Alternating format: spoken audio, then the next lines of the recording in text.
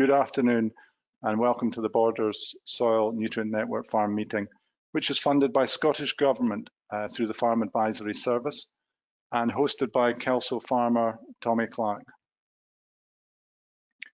I'm Donald Dunbar from SAC. I'm the Regional Manager for the South East, and I'm today being ably supported on the technical side by my colleague consultant George Gawley. We're both based in the St Boswell's office in the Scottish Borders. However, I'm sitting at home. We have just run a poll, I gather, because I can see the results, so just getting a little bit mixed up there. I'll actually just have a quick look. 70% of you are from Lothians and Borders. We have 7% joining from the southwest, 11% from the northeast, and 11% from other. I take it we have some people perhaps joining us from south of the Borders. A few words about the project. We are planning to have 3 meetings delivered between now and December. I'm hopeful one of those meetings will actually be on the farm. But with the current COVID restrictions, well, who can tell? The purpose of the project is to improve the knowledge and understanding of growers on soil nutrient management. And through these meetings, we'll cover the soil chemistry, the biology, and the physical structure. Today, our meeting is focused on the chemistry. So when we were planning the meeting, we thought, let's take a look at some tissue analysis. And to help us on that today, we have Mark Tucker from Yara and Bill Crooks. So before starting with the meeting, we are going to have a little introductory video from Tommy Clark to give us a little bit of background on the farm at Kerchesters. Kerchesters is a 350 hectare beef and arable farm. We're tenants here on Roxburgh Estates, and the family's been here since 1928. We do integrate the arable and the beef, the two complement each other. The livestock system's running about 120 Aberdeen Angus cross suckler cows, and we finish the males entire on an intensive system, and heifers are retained or finished on the farm. Cropping is typically about 120 hectares of winter wheat, which is aimed at either distilling or seed. We grow about 80 hectares of spring malting barley, about 60 hectares of winter oilseed rape. Then there's about 30 hectares of temporary grass and around 30 hectares of permanent pasture. And the balance is made up of environmental in an EEC scheme. And we have weeder grazed grassland, species-rich grassland, grass margins, and wild bird cover. The farms here are sort of loam-based. The north end of the farm is quite clay loam, and the south end of the farm is more sandy loams. We kind of roughly classify it as half the farm could grow potatoes, and the other half is just a bit too heavy for growing potatoes. The farm does lie pretty much north-facing, so it does tend to be a little bit colder in the springs and a little bit later to warm up, and could be a little bit later to harvest.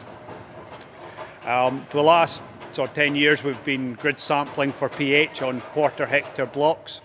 So that's allowed us to target a slightly lower pH when we line. We're targeting a 6.3 pH, and this has allowed us to add more in the very low areas, and we've certainly put less lime on the areas that are above the target.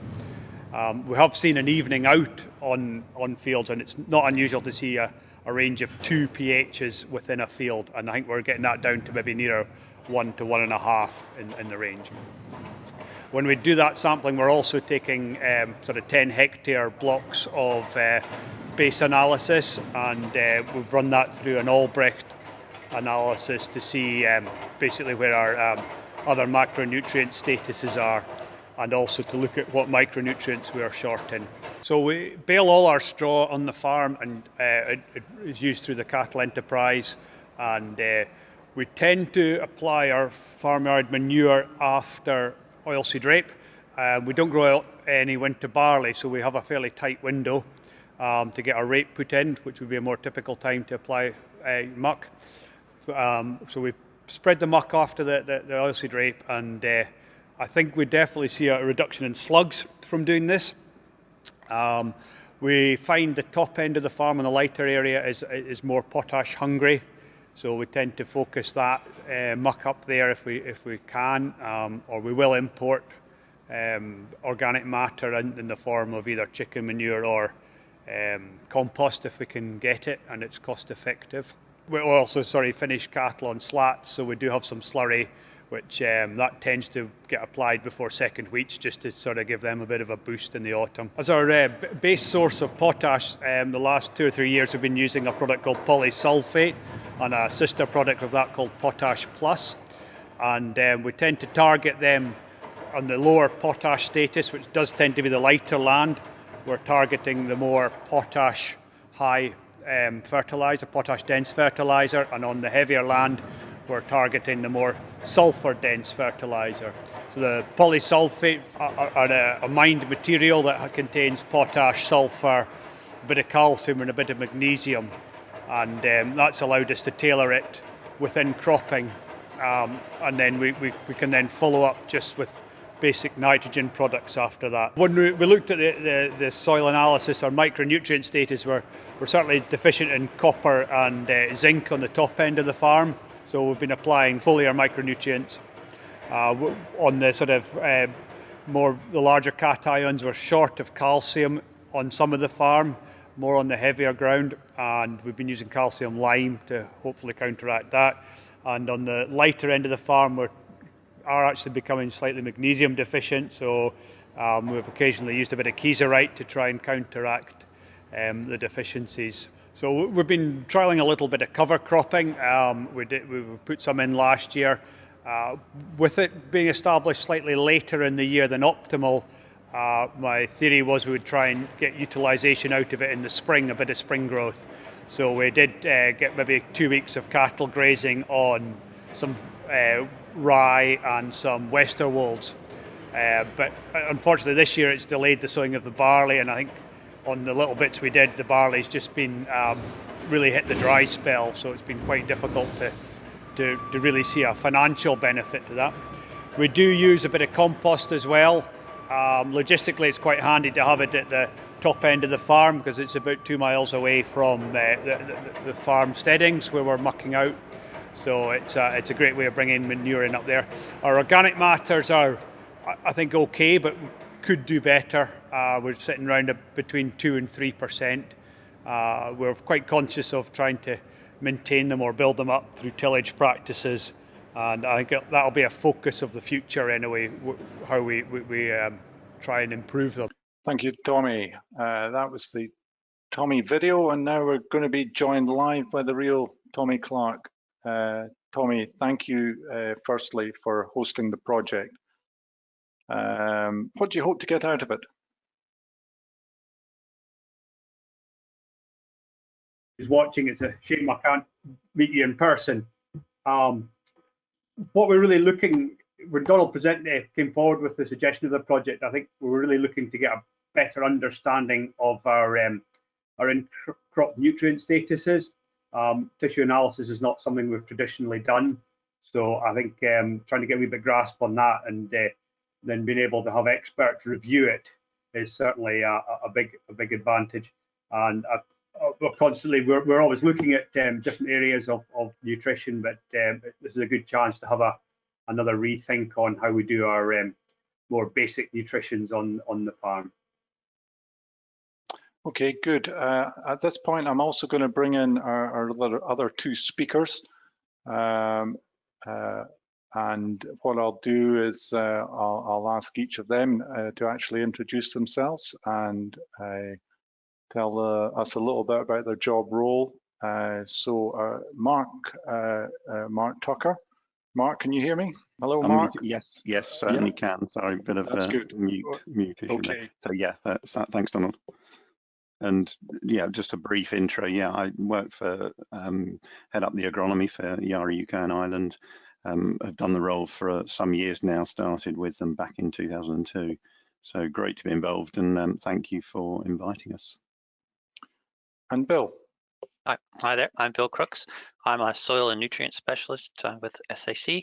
I've got quite a wide-ranging job. I deal with all sorts of different types of soil management concerns for different clients and in the construction sector, etc. But I also do focus a lot on nutrient management. So I'm the author on many of the SAC technical notes covering nutrient management and soil management as well. Good, right. We're going to do another quick poll because I'm just curious to know if there are any folk out in our audience that are using tissue analysis. It's a straightforward yes or no. But whilst that is running, it's certainly been a strange growing season. It was a very wet autumn for the establishment period. It was a very wet winter. And then lo and behold, it went dry. It went dry quick and it stayed dry. April, May, extremely dry months, very stressed crops. And when we were planning this meeting, we thought it'd be interesting to take a look at the nutrient status of some of these crops. And we undertook some tissue sampling in early June before the rain arrived, and then several weeks later to see if there were changes. 65% have come back saying no, they don't. Yeah, I think that is certainly what I maybe expected. Tommy, when we discussed the doing tissue analysis, can you just run through, why you pointed us to the various fields? We did some spring barley and we also did some winter wheat. Yes, thanks, Donald. The spring barley was selected to see what the effects of grass. We have grass in the rotation. Just to see, one of the fields was grass 3 years ago, and the second field, the Bray field, was grass just ploughed out this spring. And then when we're looking at the wheats, we thought it'd be interesting to look at tillage. We're fair long-term minimum tillers and with some direct drilling, and I had a field that was split between direct drill and minimum tillage. And we had on a similar soil type with a second wheat that was on a plough-based system. So there was quite a lot of variations in the management techniques, but the varieties and sowing dates were all broadly similar. Okay. I should add that when we did the tissue analysis, we also took some soil samples from the field, and we did more than the routine. We did the arable package. So Mark, if I can pass on to you, and if you'd like to give us your comments on the results. So yeah, just to start the sort of a little bit of a discussion here around that, then I think it's always important, as Tom has mentioned, he and very rightly points out that when you make changes in your management practice along the lines of direct drill versus min-till versus plough, or you change previous crops by way of rotations, then invariably that will have an impact on some of the nutrient aspects that you'll be looking at. So it's the same old thing really, that testing, whether it's soil tissue, etc., is not just as simple as it may seem. You need to bear in mind all of those factors because they will have an influence, and you might see a change in nutrient availability and therefore testing results purely by way of a management change that you might have considered. And that's clearly really important learning, because and then you can sort of reset to zero and start to build more knowledge from a change in the system. So I think it's really just some key things there, which when we see field notes and field comments, that we can actually learn from that we might expect some differences to start to show through. I'm just going to drop that down, hopefully, to avoid that getting in the way. So yeah, what did we see just very quickly? And I know Bill's going to make some comments around this, but the soil test came back, and you can see just one of the red there in phosphorus, something to be thinking about, and Bill will make a comment on that. But also, sometimes we pick up things like the high magnesium, and that could be a warning stroke an indicator that you might see some structural changes in that soil because magnesiums are getting high. We know that magnesium has an impact on soil structure, so as Tom is looking into all of those physical sides of the soil, then that could be again a pinpointer for that field, just to consider its soil structural state. But again, first indications of some of the more minor nutrients, the micronutrients coming through there, zinc being low. So the tissue testing that we'll see in a minute can sometimes really be used to help confirm some of that sort of initial findings that we get from the soil. The other really important aspect on there being the organic matter, and we know how building organic matter improves our nutrient availability, so something critical really to have as a factor. You'll see there were some right from the top line, some pH variations, just minor ones, 6.1 being the lowest up to 6.3. So again, that should be built into the discussion, and I know Bill will just pass a comment there to make sure you are investing in that. The same from the spring barley soil tests. We saw some indicators there with lower P, that 2.98 being on the sort of low side, really targeting that moderate level of 4.5 to 9.4. So just an indication there. And again, some of the micronutrient indicators coming through. So copper, something perhaps that if 65% are not doing tissue testing, probably unlikely you'll see some of the deficiencies. They don't always show as obvious in the field, so a test can really help towards understanding that. So copper coming through there as a potential issue, and again zinc showing up in the spring barley soil test, something to watch for. One of the organic matters in the middle field, green side, just a little bit on the lower side. And yes, small changes in organic matter can have big changes in terms of nutrients and their availability. So important to factor that in. I think it's just worth pointing out that pH is always that sort of go-to to get right. And from the 3,500 samples from Scotland that this slide shows, then yeah, there's a good chunk of soils out there that are below that suboptimal level. Depending on where you target, between that 6 and 6.4, then there's a big chunk of soils that are below that. So make sure that you're not one of those. Likewise, when we look at the sort of 3,500 samples, your index 2 there would be your classic sort of moderate you're targeting. So yes, there's room for some people to lower their investment in P at the higher indices, but there's sort of a percentage down there at the lower side which need to be sort of maintaining that investment. We do see some changes year on year, but they're only minor as a sort of drift between the indices. The more long-term view needs to be taken with some of the soil indices. Potassium, likewise, bit more of an issue there, I think, for when we see some quarter of the soils to 30% roughly in that index 0.1 position, so down at the low end. So yeah, the product that's been highlighted here, certainly where we've got potassium as an issue, we need to be thinking about that. So just a few highlights from the sort of more of a national database there, 3,500 samples gone through the labs there with those. And finally, organic matter from that same group, that same samples.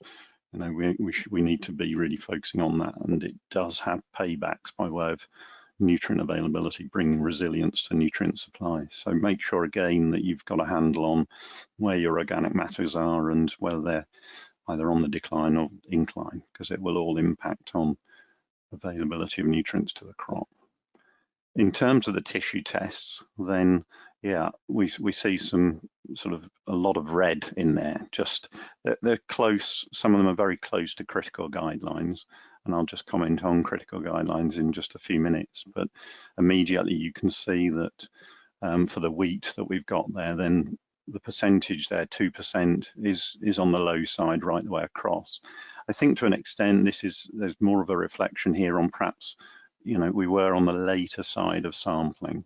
So really we do want to be thinking of sampling a little bit earlier so that we're hitting the sort of key growth stages of the T1s and then the T2 timings, and then we'll get a real handle on what that leaf nitrogen status is, because for optimum yield, that flagged leaf needs to be 4% and above to make sure we're feeding it well. So but immediately we can use that to understand some of the things that might be happening there. The direct drill, yeah, notably it is lower. I mean, it's on that side, the plough lower there. Well, of course, it could be an association with when we plough, we may get a little bit more nutrient loss. Likewise, when we direct drill, we have more limited mineralization. So both of those can affect nitrogen supply coming into that crop. So we can always learn something from some of that macronutrient analysis. And yeah, phosphorus, one of the interesting ones again to point out is the lowest level of phosphorus coming from the higher level of phosphate soil status. It doesn't always go hand in hand that a high soil phosphate status means availability is good, because there are clearly other things that affect that availability, organic matter, other nutrients in there from the calciums, the irons, the aluminiums. So sometimes availability can be compromised, so the analysis doesn't show up quite as well. It's always worth, though, bearing in mind that analysis are done on a percentage weight. So sometimes we get a concentration of effect of a nutrient because we've got lower biomass. So we might see a slightly raised level there. So all of these things, it's about building the picture of the crop and the season and from one season to the next on your farm so that you can be much more strategic and bespoke about your nutrient strategy. Then we come down to slightly lower of the table there, and we start to see magnesium below the guideline. You know, when we get to these nutrients further down, the magnesiums, the zincs, the copper, then we are very much in thinking about that canopy, the health of that canopy, and then maintaining its greenness for the duration. So magnesium being critical for that. But then as we move through the growth stage, and the critical nutrients of zinc, copper, boron at the bottom there really play a big role in grain numbers per ear. So that's where having a real learning of the deficiencies. Zinc is consistent on this site. If you remember, the soil gave us a bit of an indicator it was going to be low, and it is low. So we really do need to be thinking about zinc and the impact that has for the crop.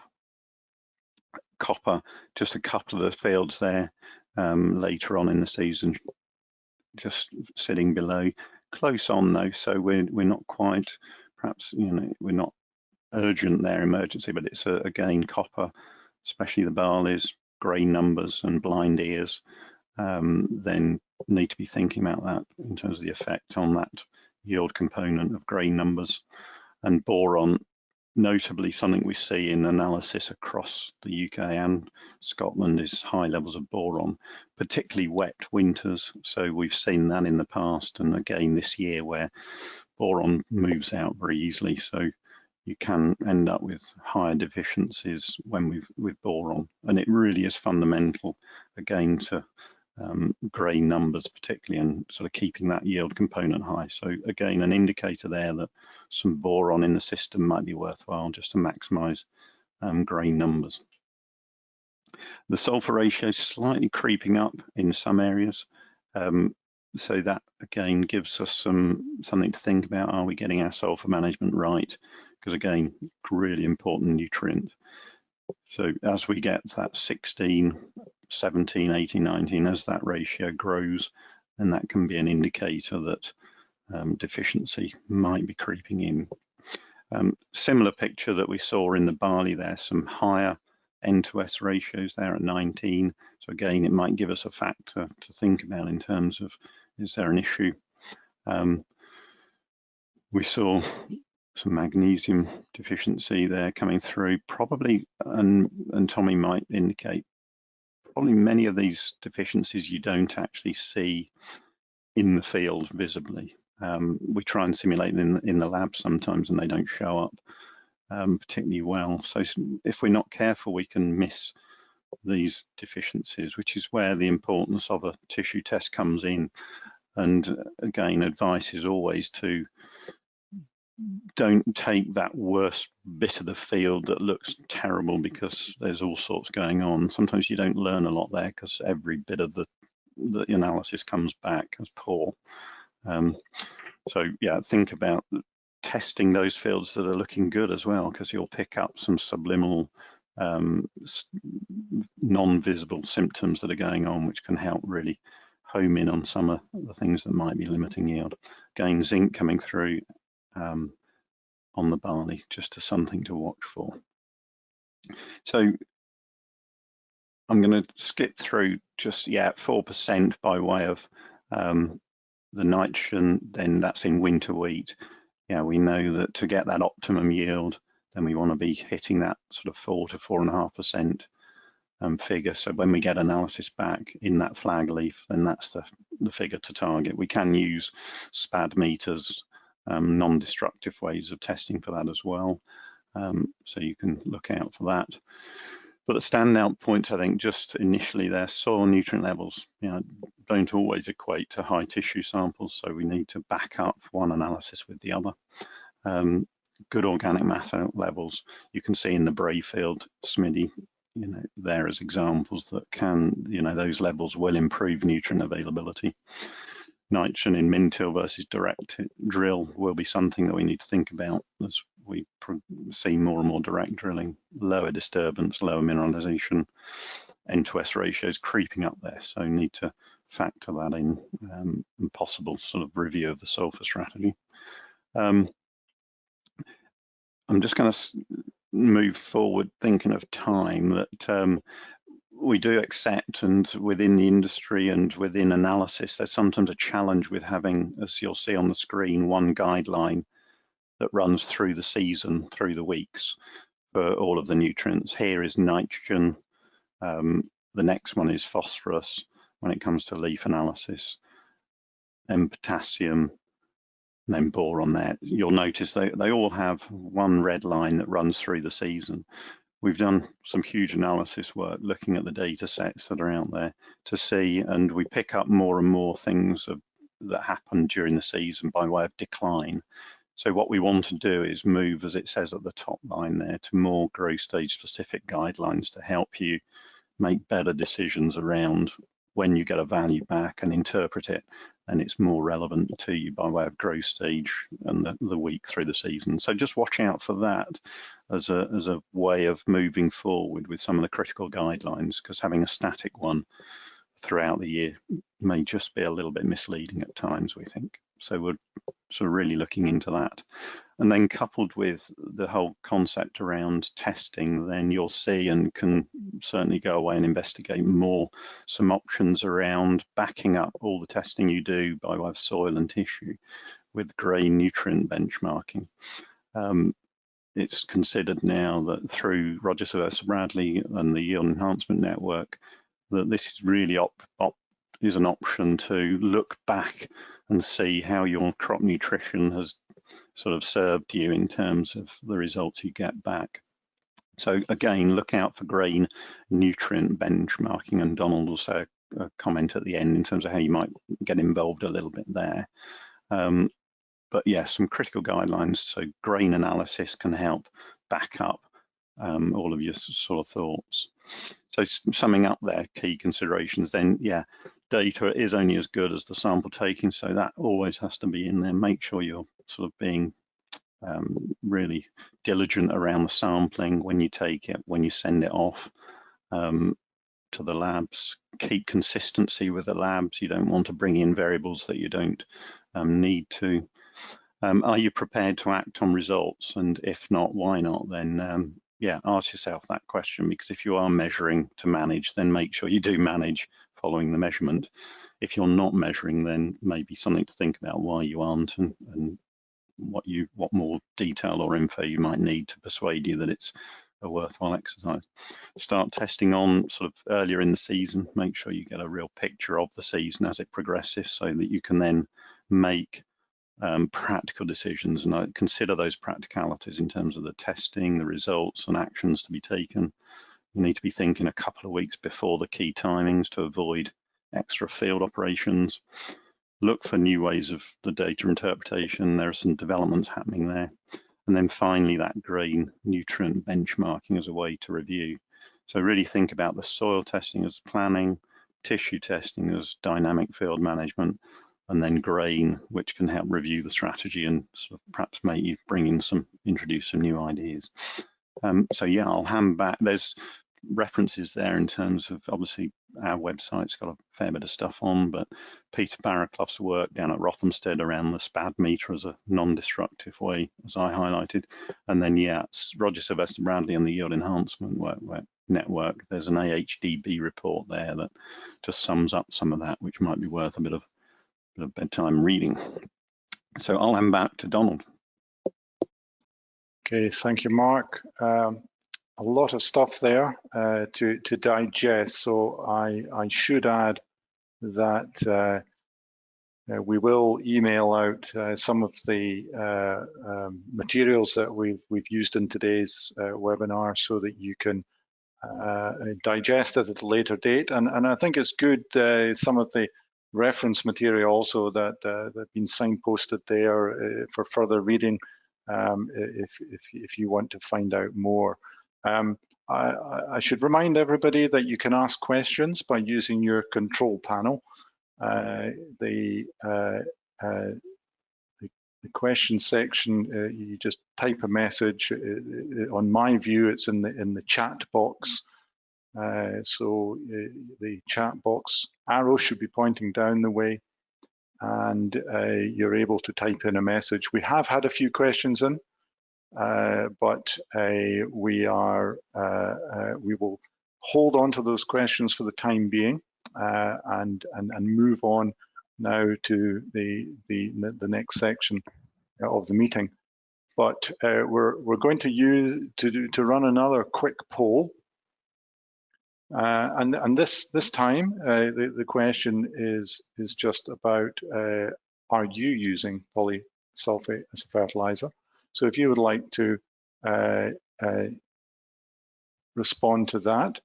Tommy, I don't know if you can hear me, Tommy. I don't see you on my screen. Are you there?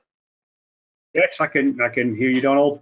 Yeah. There we are. What made you go to start using polysulfate? Well, I think it was probably a two-pronged reason. One, it simplifies our whole fertilizer strategy in that we can put our potash and sulfur on both in the spring fairly early on, and then we can just follow up with straight forms of nitrogen or some with very low levels of sulfur. And the second sort of attraction of it, it's a dirty fertilizer, if that is not a very scientific term, but there's magnesium and calcium and various other trace elements involved in it, and it is easily spread by a fertilizer spreader.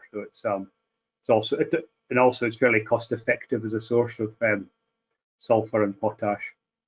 What did you use before? Did you just muriate potash and sulfur in your nitrogen fertilizer? Yeah, just exactly, Donald. Yeah, so we'd be on muriated potash, and then we'd be on a double top or a single top type of fertilizer, or we do use liquid, so we would be on a much higher sulfur concentrated liquid, and that gets quite difficult when you've oilseed rape and wheat and spring barley. We're struggling to get enough sulfur onto some, and you're chopping and changing blends of fertilizer. And this just made it so much simpler. Okay, so we have the results of the poll. There you go, 80%, 88% people know. So there are some people out there who are using it. We have just over 50 people in the webinar, so you can do your sums on that. So you're not alone there, Tommy. Right, thanks for that. Bill, if I can bring you in now, Yep. if you would like to give us your thoughts on polysulfate. Before we go on to that, I was asked to sort of review the soil analysis results, because as Mark was saying earlier on, it's really important as part of your planning process for not just this season, but over the course of your rotation, in terms of looking at soil analysis, seeing where you want to be in for certain crops throughout the rotation. So I took sort of a high level approach Before I do that though, before I talk about anything to do with nutrient management, I always want to look at the key and central parts of the field, which is your drainage and soil structure. Okay, these are things which you should be looking at annually, making sure that the field's in a good shape for what you're planning to apply in terms of nutrients. So those are always my two top. And for this meeting, we unfortunately couldn't be on farm, but that's where we'd be right now if we were. It would be digging in a soil pit, having a look at the soil structure and drainage, making sure that it was up for the job. The second part of it was the pH, and overall the pH for the farm is looking pretty good. I think there's an interesting question there to be asked for, you know, this program is what should be an adequate target for pH in Scotland. I'd put forward that we should all be looking to get for 6.2 for this type of mixed farm. I think that if you go down south, that number will go up. It's an important decision because there's a lot of money to be spent on lime. So if you're, you know, setting your target, making sure you set a realistic one. In Scotland, we have naturally more acidic soils. And we also have other limitations like climate. So if you match those together, there is a justifiable reason to go for a slightly lower target of 6.2, and because it may not be profitable to go higher. And also things of pH. So in this farm, the pHs are looking good, but they're not consistent. And really, you can't say that you don't need to lime until you have a test result back that shows that you've reached the target you've set. In this, okay, so it's important to have that as the message. You know, if you're at 5.8, you're still a long way off of 6.2. And at that point, the other message that I saw quite clearly across the soil analysis results was that the soil P levels are at the just at the lower end of sort of acceptable, okay, the moderate status in Scotland, and I think that for this type of farming system that would be a concern. Okay, I think if the same test done in 2 years from now, with the same fertilizer management scheme, I think you're going to see quite a substantial drop in your soil phosphorus levels. So I think that's an important message at this stage for not just the crops this year, but into the rotation. But aside from those two main points, I didn't look. The micronutrients are been covered a little bit here. But for me, getting the basics, the key nutrients on target first is a really important part of it. So I would be looking at this stage away from the soils and into the rest of the system to see whether there was something else that might be holding back yields. Okay. Also got a thing in here too about holding back some straws to promote soil organic matter development over the course of rotation. Ideally, we'd be leaving the crop residues a couple of times so that we're providing this organic material coming back into the soil profile. And one final point on this slide is to really encourage people to recognize when it's the right time to take soil analysis. For this project, they were taken in the summer months, but ideally that we'd be taking soil analysis in the far into the back end or early in the spring before your first application of nutrients. Okay, how about the next slide? So the polysulfate is relatively new on the market, and it is a good source of sulfur. There's no doubt about that. It's primarily, I've put it on this slide showing a sort of breakdown. This is the first thing I would do when I'm presented with a product that's got a potential fertilizer value, is I break it into the key nutrients. And you can see here, there's no nitrogen, no phosphorus, a little bit of potash in the polysulfate, a bit of magnesium, and then that's the main one is the sulfur. And I think that's the main message there, that it is a sulfur-based fertilizer. And if you're going to include it as polysulfate itself, it has to fit in with that recognition, okay, that it's not bringing much else aside from the sulfur, which from the sounds of it is really suitable for this farm. They've gone on to do it to bring it into a blend, okay, so that I think it maybe just to make it a bit more attractive to a wider range of markets, because not all land in Scotland will be as deficient in sulfur as this farm is. So they've included potash in this one, so increasing it. It's a nicer balance. I think this one actually would have be very attractive to systems where straw is removed consistently. Okay, so you're bringing in, you're bringing in sulfur at a good level and a good balance with potash, particularly if there's going to be a large deficit because the straw has been taken annually. Okay, but I think the overall message or the main message that I got from this was this the need to bring in some phosphorus into the system. We had a quick chat about that last night, and again, I just couldn't identify whether phosphorus is coming in. It'll get a little bit from the manures and other organics that are coming on the system, but doesn't sound like that's happening consistently enough to bring in enough phosphorus to meet the crop rotation requirements. We can talk a little bit more about that if later on if there's time, but I'll leave it at that for now. Okay, thank you, Bill. So we do have a few questions coming in, but Bill, if I could just take you back to a comment about magnesium and in the soil analysis. I was just noting some of the numbers. We've got calcium at around 2,000 and magnesium around 200. So in terms of a ratio, that gives us a sort of 10-to-1 ratio. So it's about the balance, isn't it, of the calcium and magnesium, not just the magnesium figure. Would you like just to make a comment on that? Yeah, that's a calculation that you can do. It's a question of what kind of management decisions you're going to make based on that ratio, and that's where that's why sometimes these ratios you have to be able to act on it. And in this particular instance, what are you going to do to sort of modify that, and then how are you going to calculate the benefit from that? And I'm very clear about the fact that I don't like recommending changes to management unless we're pretty confident we're going to be able to measure a response. And that particular ratio is a difficult one to ever sort of get a response out of. Okay, so it's something to keep an eye on, but it's not as important as some of your other key soil indicators. Okay, so we'll just also bring Mark back in, and so as we can deal with other questions that we've had sent in. We have about 10 minutes for questions, and so if you want to get a further question in, please do so. Mark, I think you're maybe still muted. Yeah, we're back on now. Hopefully, that's grand. That's good. Okay, so one of the comments, I suppose it was more a comment than the question that we got in.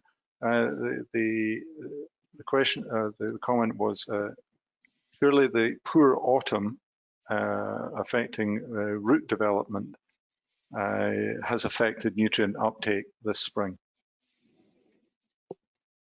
So we had a very wet autumn and a wet winter.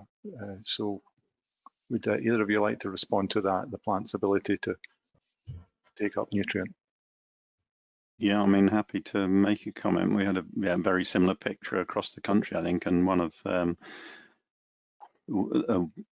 warning stroke, something to always bear in mind is that when we have extended water, then the first roots to die from the crop and don't recover are those longer seminal roots. So you're left as the crop recovers with a much sort of shallower adventitious root system in the cereals. So for sure, then once you've been through that really challenging winter, then you know that going forward, you've got a potential risk there of poor nutrient uptake and a reduction in efficiency.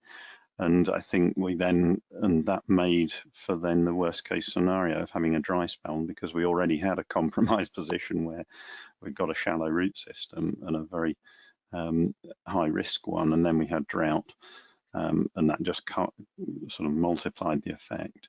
Of course, you can sort of overcome some of that with some foliar nutrition, but it's never going to be the full answer, in that we need moisture, we need water to accommodate it. But I think for sure that wet winter has put the crops in a much more compromised position, and nutrient efficiency will be down by way of uptake efficiency because of that.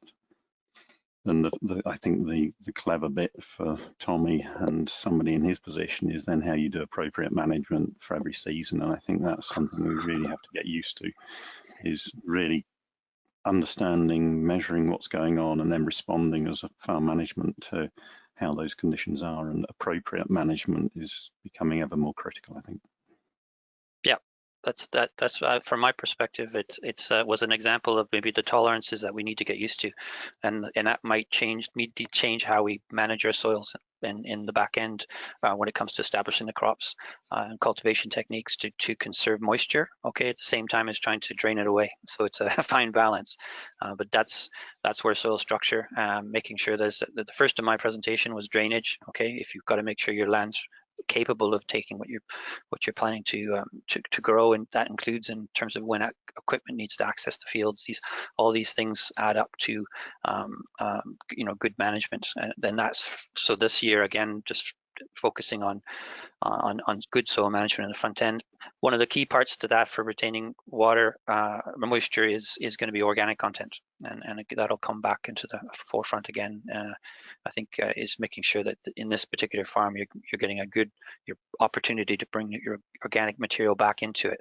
And that's why I try to emphasize trying to keep straw in the soil and other crop residues, because you're bringing back organic material. It won't directly contribute to organic content in the short term, but it will start to build up.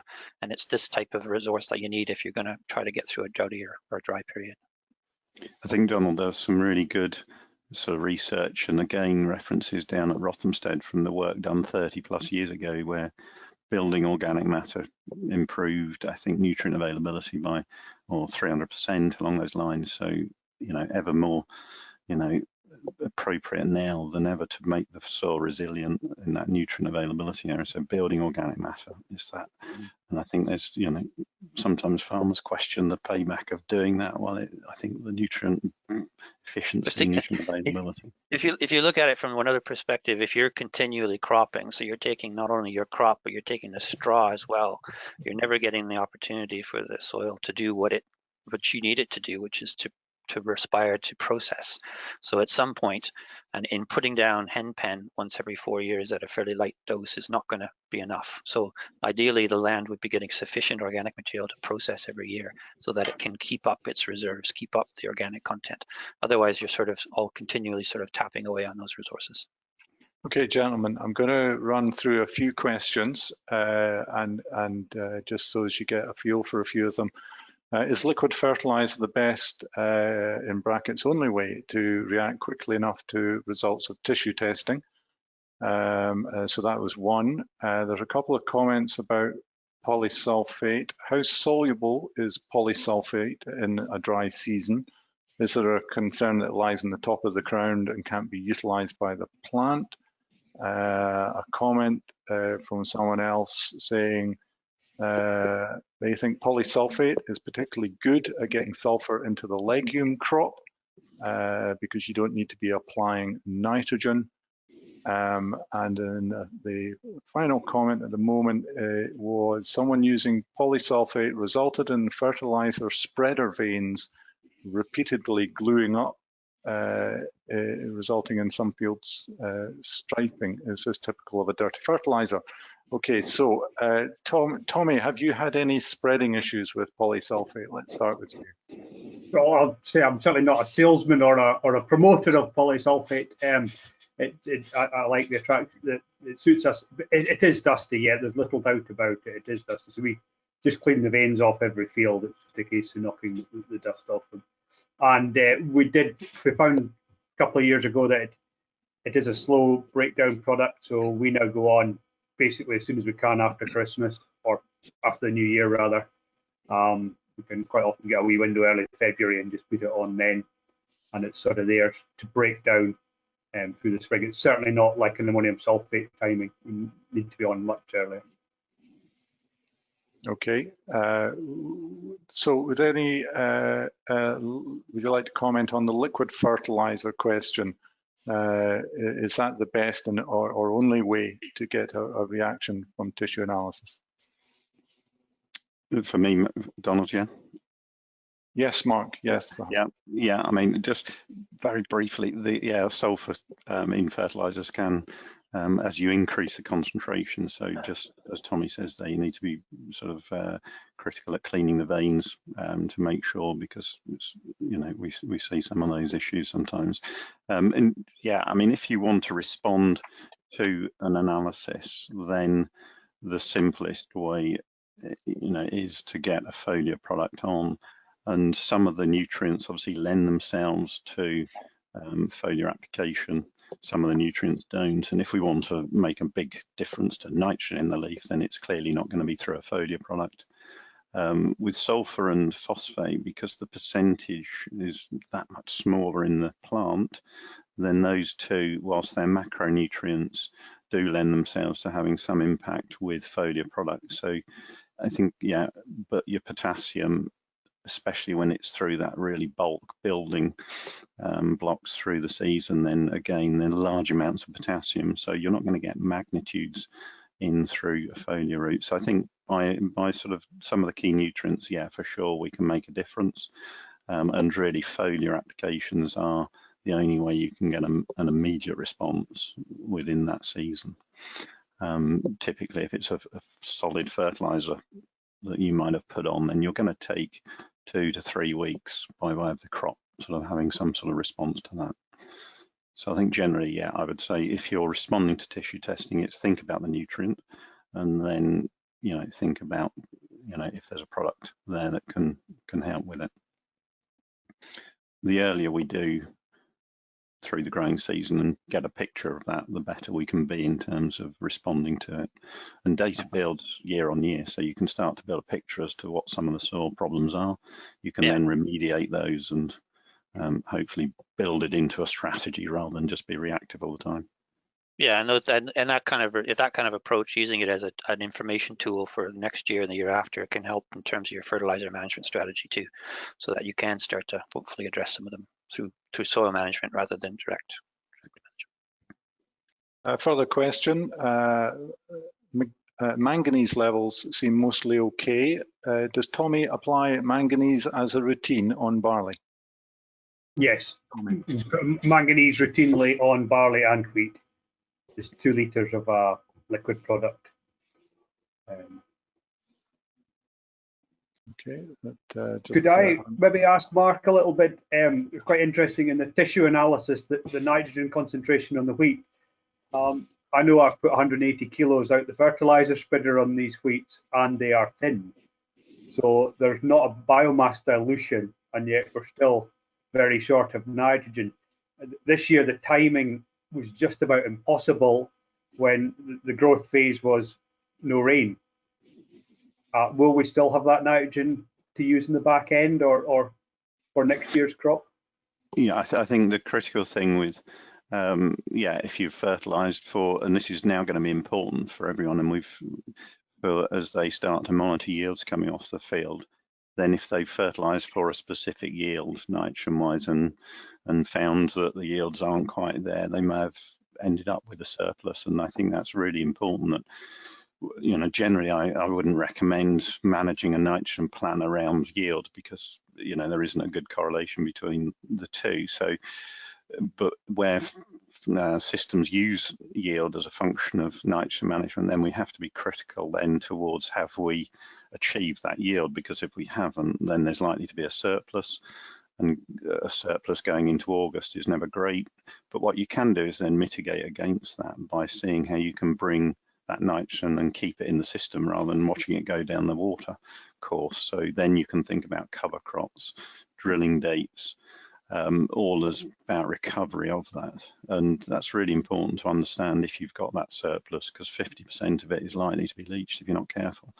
If it's an oilseed crop going in, then that'll mop it up well, and other crops can. But just, it's something to be, absolutely right, Tommy, to be focused on what you end up. This year, the levels it's always worth noting that I think they were whole crop analysis taken. Often the figures that are quoted are whole crop, so 3.5% as a guideline, whereas that 4 to 4.5% is the flag leaf we're focusing on there. And if that's low, then it could be that you've got an efficiency issue there. So in poor crops, poor root systems, poor efficiency, then yes, whilst you've still applied 180, 200 kilograms, then if the crop's just not picked it up because of the season, then still could be a little bit short. But the critical bit is sort of keeping an eye on it like you are, and then perhaps some management around mopping it up to avoid any surplus going through. Bill, have you any comment on that? Or Yeah, I don't know. Have you thought about splitting the nitrogen? Is that ever something you've considered, or is it just all go on the front end? It's all split. So we had probably Split, probably 50 kilos went on early March. Okay. And then we had 35 mils of rain in a couple of hours in the middle of March. Right. And after that, it didn't rain for 8 weeks. Yeah. So that's when did the second cut? When did the set one go down? The second one would be mid-April. Okay, so yeah. So I think for me that. Go ahead. Sorry, no, carry on, Bill. Sorry. I just you know, it's that scenario there, making sure that you got that split correct. You know, there's no way to predict the weather, not certainly extremes like that, but unfortunately, as farmers these days, we're going to be asked to do that. Okay, seems to be the climate that's happening. So that for me, that's your bet there. There's where your wager is. Okay, in terms of what you think the weather's going to do and how much you're going to put in your first. Okay, and your second. Okay, and then you know. And also go to a third. Not a third perhaps, but you know, that kind of you know, breaking it down and seeing how it directly impacts your management.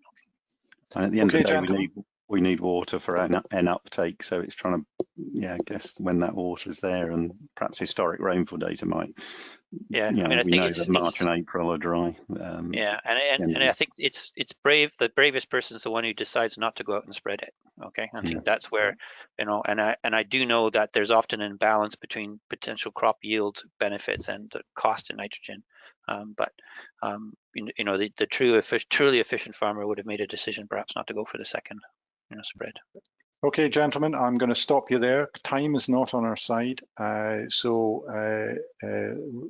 we need to move on and close down this webinar.